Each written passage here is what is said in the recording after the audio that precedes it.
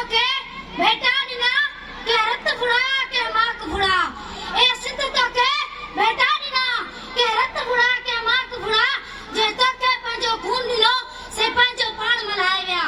जनाब सदर उस्ताद कराम आई मुझा प्यारा शागिर्द साथियों अस्सलाम वालेकुम।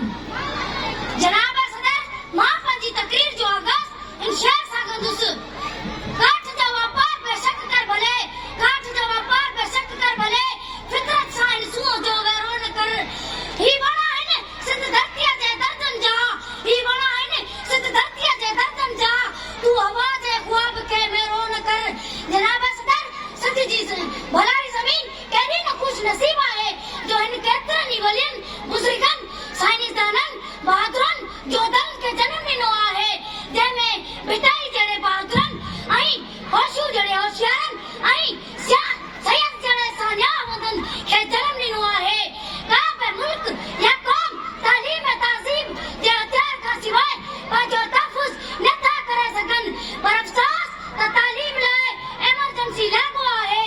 जनाब सदर असा जी तालीम वाले खाते में वो मामूल जिया कम पयोले तवडन शहरन का विदे नगन गोटन स्कूल आई कॉलेजन जी हालत ॾाढी खराब है।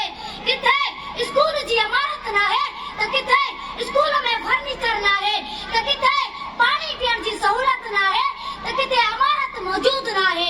जनाब सदर सिंध जाजिम मुगल अकबर बादशाह चयो त सिंधी का दोस्त बना शिकस्त ॾेई सघे थी छाकाणि त सिंधी शयुनि जहिड़ी ताक़त रखे थो।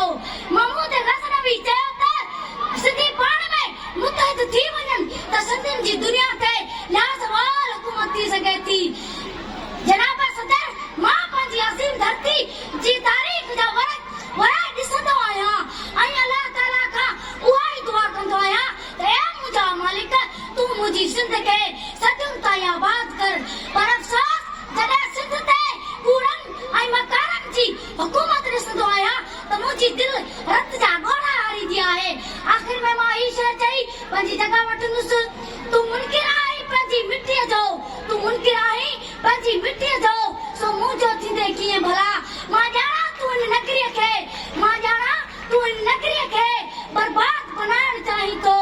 मूं ॻाल्हि ॿुधो आ गांधीअ जो मूं ॻाल्हि ॿुधो आ गांधीअ जो जे तोखे आगदार छॾियो हिकु वार वरे छो दामन ते सो दाग लॻाइण चाहीं थो।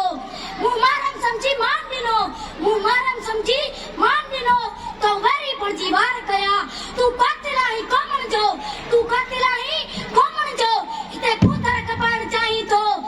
महिरबानी जीए सिंध जीए लतीफ़ जीए रोशनी पब्लिक स्कूल।